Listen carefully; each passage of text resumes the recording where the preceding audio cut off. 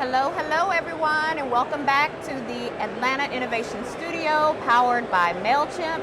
I am Dwayna Haley, Chief Brand and Communications Officer for the Metro Atlanta Chamber, and I'm so excited to be sitting here and having a very, very black girl magic conversation with Miss Doll Avant. And I will not even try to do it justice. I will allow Doll to introduce herself and tell you about the amazing innovation that she has created. Doll, please tell our people. Hi, I'm Doll Avant. I was born and raised in Atlanta, Georgia, ATL, Frederick Douglass High School, from the SWAT, black and gold all day. And I am the founder and CEO of Aquagenuity, where water meets ingenuity. And we're a data company. We make it easy for people to understand what's in your water in real time instead of waiting for the next Flint to happen. And this is really important. People should care because we all heard about the headlines in Flint and people getting contaminated and things like that. But what most people don't know is the fact that I shared in my TED Talk, and it went viral because there are 3,810 locations in the United States with more lead in their water than Flint, Michigan. And say that again. Please, run that stat for me one more time. There are 3,810 locations in the United States with more lead in their water than Flint, Michigan. Wow. And it disproportionately impacts communities of color, low-income communities. It has really unfortunate long-term health impacts. And that's bad by itself, but lead is just one of thousands of toxins that are in our water supplies. They're not regulated by the EPA, so it's not illegal. And we know it causes heart, kidney problems, and diabetes, and all forms of cancer, and Alzheimer's. Like, all these things can be linked back to what's in your water. Yeah. So in the Western world, we don't perish instantly by drinking water, but over time, it builds up in our system, and it's really, really unfortunate. And so I just felt like that's wrong. I feel like humans should not be the censors alerting us to water quality problems. So now there's a platform for that. And that's what we do at Aquagenuity. We make it as easy to check your water as it is to check the weather. So how does that work? Is this a app or technology? Is this something that has to be installed in the home in order for someone and everyday people to be able to have access to it? Or is this more commercial right now? Yes to everything you just said. Yes to all of the above. All right. So we started with a web app, something very, very basic, which did not exist for the people in Flint, for example. Okay. Where you are able to go and put in your zip code, go to myaquascore.com, you can put in your zip code, it's free, and it tells you what's in your water, where you live. Okay. What does that mean for your health?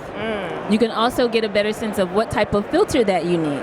Because all filters are not the same. You have to have a filter that's certified by the NSF to remove the geo-specific contaminants where you live. Okay. And the other thing that we really address is the fact that water quality actually changes as often as the weather does. So most people don't know that. They think, oh, whatever my water is what it is. But anytime there's heavy rain, flooding, dumping, if you live near a factory, a military base, Superfund site, all these things are, if there's construction, if there's a water main break, all of that is affecting your water quality. So you could be... And it can change just like that. And not even know it. So our mission is to create a real-time monitoring system for every metropolitan area. Okay. The same way that we know if the weather's going to change, you should know when your water quality is changing. So there's not enough data to do that. So we're pioneering that. We actually have more data right now than the EPA. Wow. And we have water test kits. They're kind of like the 23andMe of water. Yeah. So people can order a kit for their home. We work with schools with our program called Guardians of H2O. Okay. So they're testing water. So think of this, the way that we get a television rating, Nielsen, right? Yes. They're not monitoring every household. Right. They have house A, house C, house F, right? And then they pull all that information together to give you the ratings of who's watching a TV show. So we're doing the same thing for water. Okay. So we can't put a sensor on every faucet, but as people join Guardians of H2O as a program, we get more data points. Then we can create a real-time water quality forecast for a metropolitan area. So we're making Atlanta one of the first cities in the world to have a real-time water quality forecast. See? Right here in the A. We're making history. We're changing the world. Why to continue to choose Atlanta. Yes. And so because of all this innovation, who knew? I didn't know. I really was like, I think it's wrong for people to be poisoned. Why? These are American citizens. Why is this happening? So when I set out to build this technology, I had no idea the innovation until NASA called. Specifically, Singularity University at NASA Research Park They named me a Global Impact Fellow. Okay. And then Google called. They flew me up to Flint. They did a docuseries on this work. They put me Y'all on. has been dubbed the Google search of water, by the way. Google International Woman of Water, which Yes. I didn't know was a thing. Who knew? Right? On the homepage of Google, like all of this, and then we've been named one of 7 technologies saving the world's waterways Wow. by Ocean Visions, which is a collaboration of Georgia Aquarium right here in Atlanta, Georgia Tech, but also MIT, Stanford, the Smithsonian, and the United Nations. So Okay. had no idea. Yeah. But we're just on a mission to make it really easy for everybody to know what's in your water. I love it. I love it. So tell me, you mentioned that, the Flint water crisis was something that certainly probably brought a national spotlight to the necessity of the technology that you've built. Absolutely. I wonder, has COVID at all created any new unforeseen reasons for why this is Absolutely. really critical? Yes, COVID has been crazy, obviously, for all of us. And one of the things we noticed just in the data, there's a 1,200% increase in people searching water quality, getting water filters. Like, people are just really, really more concerned about their health. Yes. And what they're being exposed to. Yes. And if nothing else, what we learned from this crisis is that you can't necessarily depend on the government. They're not necessarily equipped to warn us in advance about environmental threats to our health. Okay. So everybody now wants to be more proactive about that. And so every tool that helps them do that, people are very receptive So it to. sparked interest. 100%. Wow. So, and then you think about things like, this is what's crazy.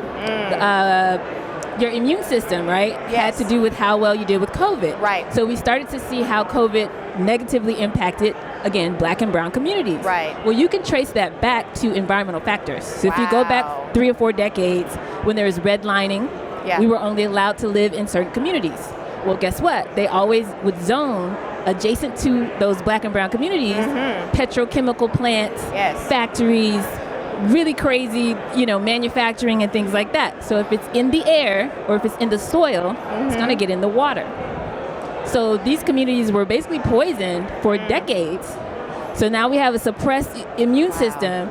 Now COVID happens and we get these disproportionate outcomes with COVID. You know what I mean? So really all is traced back to our environment, to the way we do policy, the way we lay out neighborhoods. Yes. So it's really an issue of inequity. Yeah. And so we're using data to, one of our hashtags is data to the people. Yes. We're just empowering people, giving them better information, and then giving those as a tool to corporations or even to cities, because they don't always know Yes. where the red zones are, like where the pipes are bad and things like that. They Yeah, actually yeah. don't usually know until after something crazy happens. Wow. So our data allows them to be proactive and to really implement some of these policies around equity that everybody's talking about, but they don't have enough data, so we provide the data. Love it. All right, well, they're going to be wrapping us up shortly. So, we are the Atlanta Innovation Studio. We're talking all about this innovation and entrepreneurship ecosystem that happens here, that is really special here in this city, in this region. So why Atlanta for you? I mean, I know you were born and raised Born here. and raised, but I'm really, I'm aggressive about building this company, this technology, and changing the world from Atlanta. Yes. Because when I started doing all of this and started getting all this recognition in Forbes and Wired and New York Times and all, this is like, what is happening? Yeah.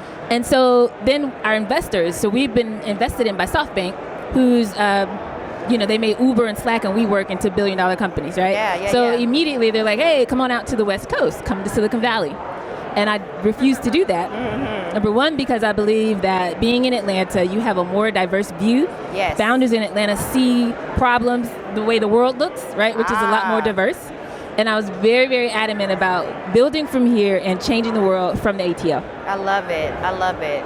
Doll, thank you so much Thank you. for taking time out of the day, Absolutely. basically saving the world to come here and talk to us and educate us We gotta do about it. this. And I wish you continued success. You Thank have you. to come back and tell us more. I'm sure after everyone sees this, they're going to be Googling and searching and trying to figure it out. MyAquascore.com, start there. Yes. Join Guardians of H2O. We need schools. We need corporate partners. Yes.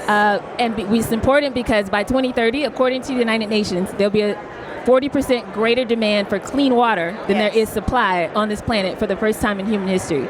We're not equipped for that. So everybody can become a guardian of H2O and help us I reverse love it. that. Well, thank you all for spending a little time with Doll and I. And we'll be back with you in a few moments for our next amazing discussion.